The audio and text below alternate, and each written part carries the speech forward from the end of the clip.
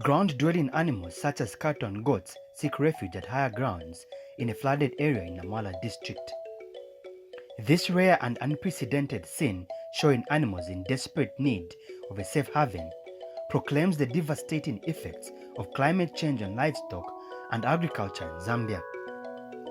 These atrocious weather events are causing ferocious damage across the country. Intense heavy downpours are dumping a month's worth of rain in a few days in some parts of the country, such as Namwala and Monze, leading to floods that have swallowed huge tracts of land and farm fields.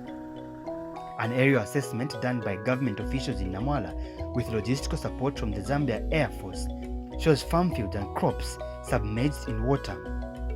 Hundreds of houses have also been partially sunken by floods. This is the manifestation of what climate change is, especially for this season. We started with a very serious dry spell. All the crops that the farmers had planted dried up, and from nowhere we have these heavy rains. So within one season, we are talking of a serious drought and a serious flood. So I think these are the true symptoms of a changing climate. The Zambia Meteorological Department, MET, has attributed the flooding situation to the rain-bearing system, the Intertropical Convergence Zone, which has established itself in areas around Southern Province. We have had a lot of areas, for example, receiving over 100 millimeters of rainfall in 24 hours, which is quite huge because those are some of the amounts some areas in Southern Province receive in a month. And you'll find that they have received that amount in 24 hours. So the results are flooding, flash floods, damage to infrastructure, damage to dams. Zambia has in the 2021-2022 farming season experienced the extreme varying effects of changes in weather patterns and climate. At the start of the season, most parts of the country, especially the eastern half, recorded prolonged dry spells. The dry spells were influenced by increased temperatures and erratic distribution of rain. What we have seen, especially during the October, November and December period of the season, is that the number of rain days was short. Even if we received significant amount of rainfall in those few rain days, most of that rainfall, because of elevated temperature, was lost to evaporation. And I'm saying those things because that's what impacts agricultural activities. The trend of increased temperatures is not unusual, as it has largely been the same in the last 5 years. What is peculiar is that a number of areas are now recording more days with high temperatures compared to the same periods in the last 5 years. We had more days recording very high temperatures compared to the same periods during the last 5 years. And what caused that was that generally during these periods we expect cloud cover. But because of the conditions that were prevailing, we had less cloud cover. And that meant that temperatures for most of the days were going to be elevated. These adverse weather conditions are altering ecosystems, displacing animals, people, and casting a shadow of destruction on property and crops. Farmers across the country are among the most affected. And the Zambia National Farmers Union, ZNFU, has described the situation as a double tragedy.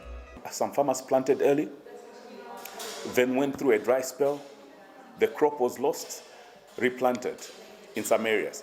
Then in other areas, they planted early, okay, the rains came early, they planted, and then we've had that experience where there are floods and flash floods. That's loss again of crop. So in areas like that, it's very, very difficult to plant. So double tragedy. So what happens now? Some parts of Zambia are still experiencing floods. Residents of Namwala district spoken to have shared the impacts of the floods on their livelihoods. Around midnight, we just heard a strange noise outside. Most of the families came out to realize that we are full, there was water all over. The area is flooded. As you can see in the fields here, all the maize have drowned in the waters. People are homeless there. As you can see around, if you can cope from that side, All those houses in waters. Me, I'm just about a kilometer from here. My home actually was knee high. Water was in the house. Even the neighbors around, people slept in the bush where water could not reach.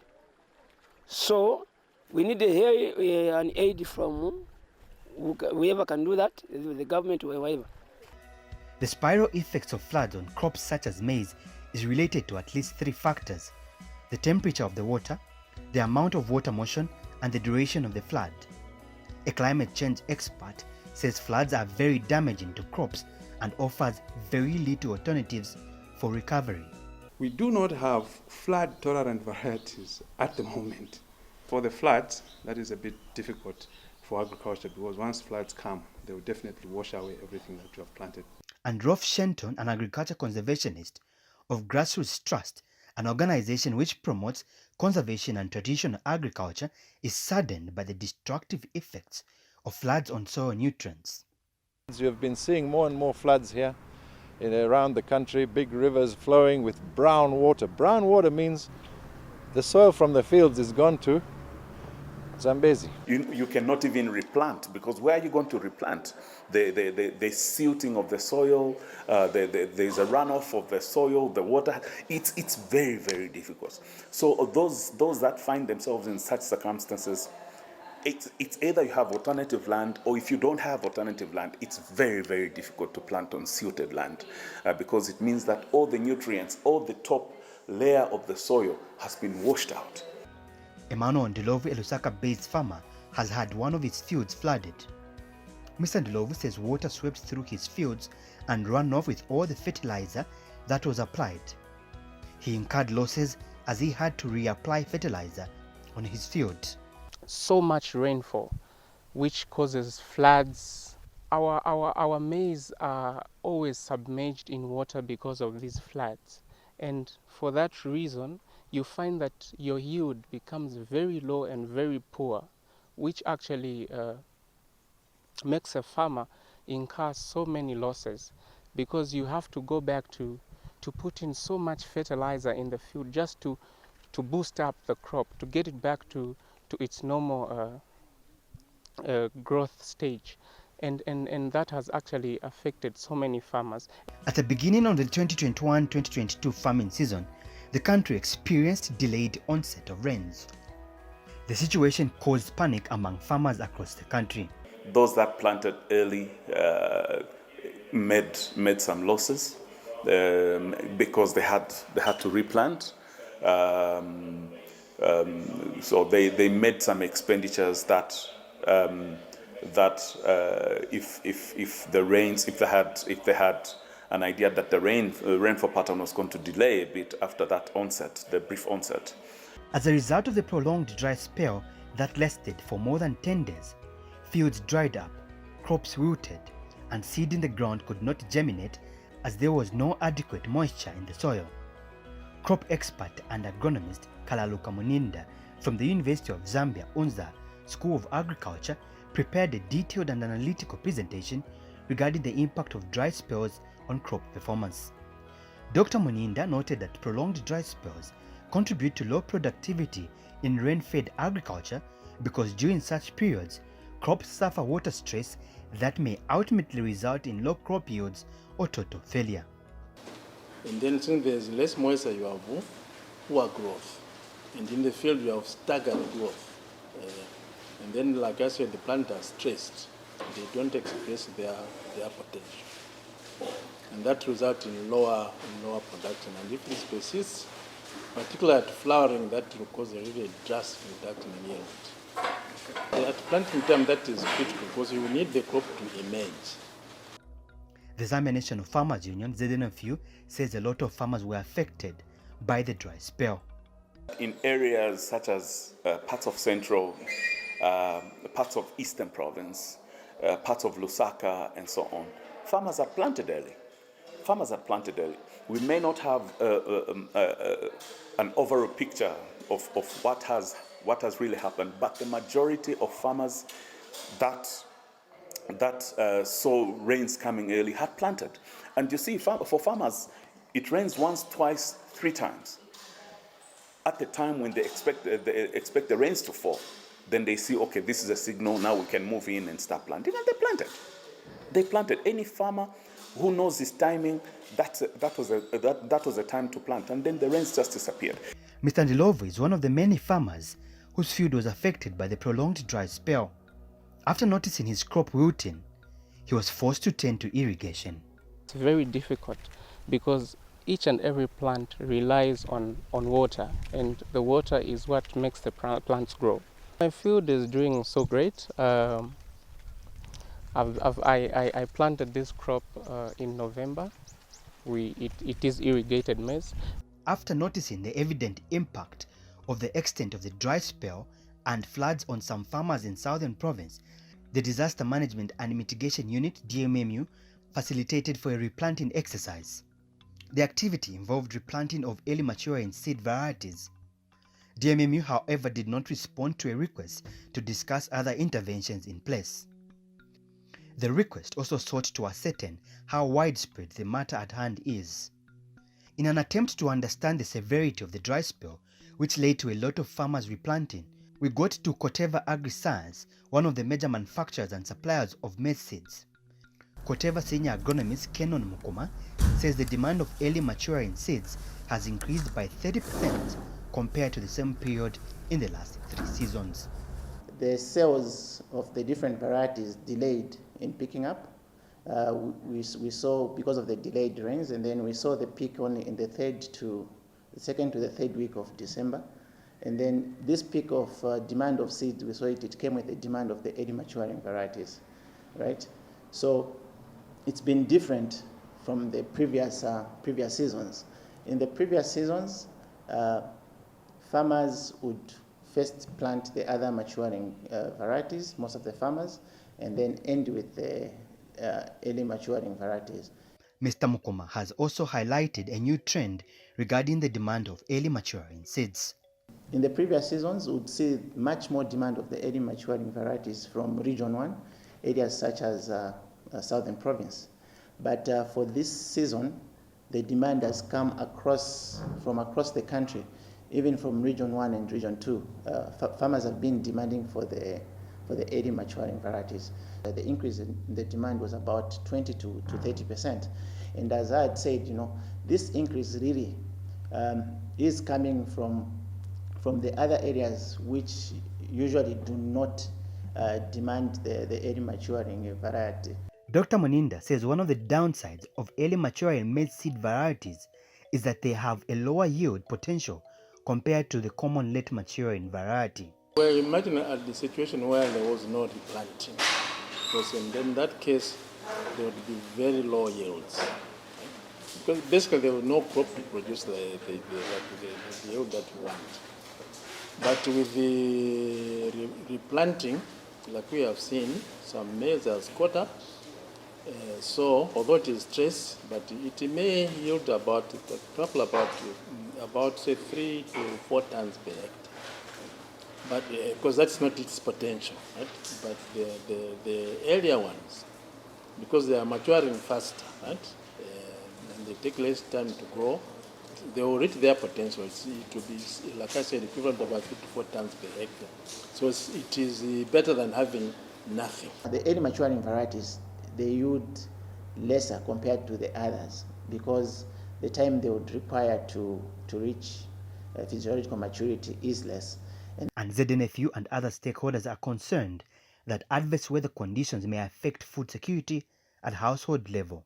Definitely food security at household level is affected, is going to be affected for those that are living in areas that are flooded, and also to a large extent those that planted early and then had to replant. It means that their expenditures have gone up, It means they may not have a crop that they really anticipated, because some of them did not have money to replant. Some of them had money to replant and replanted. But if you look at crop anticipation or projection, they may not have as good a crop as they had anticipated to have earlier on.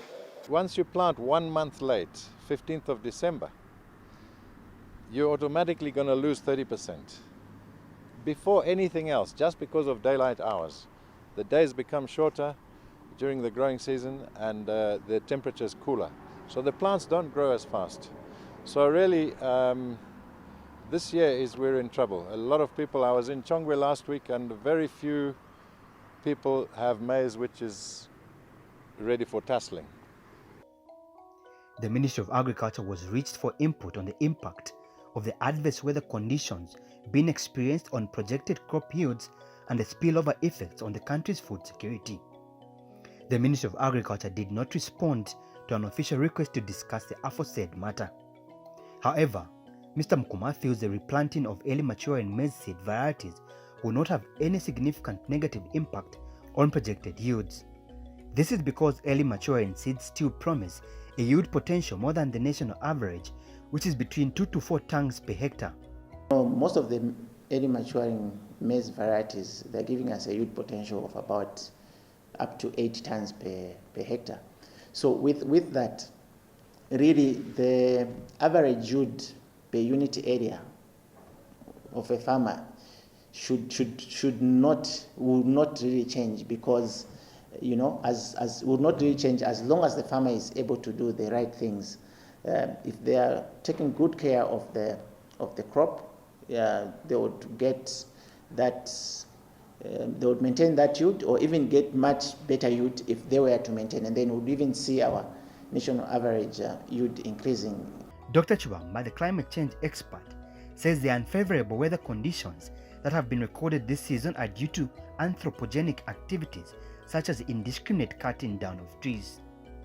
According to the Ministry of Green Economy and Environment, Zambia cuts down trees covering more than 300,000 hectares of land every year, making it one of the most deforested countries in the world. At the moment, the science is unequivocal. It's very clear that the kind of change that we are seeing now is primarily due to human activities. What we do in the industries, what we do in the transportation sector, what we do in the agriculture sector. So all those greenhouse gases that we are emitting from the activities that we do in our economic area is what is causing this climate change now. And the Zambia Meteorological Department, MET, also spoke on the role that human activities have on the changes in weather conditions. When you burn fossil fuels, the end result, one of the products is carbon dioxide. And what carbon dioxide, if you continue putting carbon dioxide in the atmosphere, carbon dioxide acts as a blanket. It's like you are covering yourself. Because what happens is that when we receive energy from the sun, under ideal circumstances, we're supposed to emit it back into the universe. But because of the increase in the carbon dioxide in the atmosphere, the carbon dioxide is trapping that energy in form of heat. So when that energy is trapped, it starts to increase the temperatures of the earth. And Mr. Shenton feels mechanized agriculture methods are more harmful. And let's redesign agriculture. Let's take all the knowledge that we have in traditional knowledge and mix it up with modern knowledge and come up with a thing which actually will work and will face climate change, will deal with climate change, to get off fertilizer, get off chemicals, and start that traditional farming, which is mixed cropping and using livestock to come in and produce manure. Just use what we have. The technologies that we have in place, really, they are there to help us, to provide that food that is demanded by the increasing population. There are a lot of chemicals that are coming on board, which are environmentally friendly. I can give an example of some pesticides. Most of the pesticides that we are having now that are being approved, which are on the market, they're environmentally friendly, and they would see to it that even if we are using it in the crop to control some of the pests, it must not destroy those beneficial insects. Dr. Muninda has also recommended crop rotation and diversification as one of the ways to respond to the adverse weather conditions such as dry spells. As the weather keeps changing, agriculture experts have hinted that investment in research activities is fundamental in developing climate-resilient crop varieties. I would like to emphasize the need to test for what I'm called climate-smart compliant technologies. The university as a research institution can do that, so that what we give to farmers are those materials which are really drought tolerant, and also are tolerant to some of the pests and diseases which come about with the change in the climatic environment. Irrigation has also been considered as one of the options to curtail some of the effects of climate change, such as dry spells. Mr. Kalei and Dr. Chibamba have challenged government to ensure that they make irrigation equipment affordable, especially among small-scale farmers. We entirely depend on the rains to irrigate our crops. If the rain does not show up, we do not have the well-developed irrigation systems that we can rely on. So that is where the impact now becomes more direct. If the rain does not come, then our harvest is going to be poor. The replanting exercise embarked upon by many farmers has caused losses, as people had to spend on imports not budgeted for. Start considering agriculture insurance. In an advent of a force majeure, in an advent of an act of God, where there's a fire, where there's floods, and so on and so forth, you will be protected, and you will be hedged against such losses. Zisk General Insurance has highlighted the importance of insurance in managing risks in agriculture. When you just talk about the term insurance, you're really talking about indemnifying our clients who suffer losses. So even in agricultural terms, in the main, you see that our farmers will have two types of agricultural undertakings. It will be either the livestock that they're doing or the crops.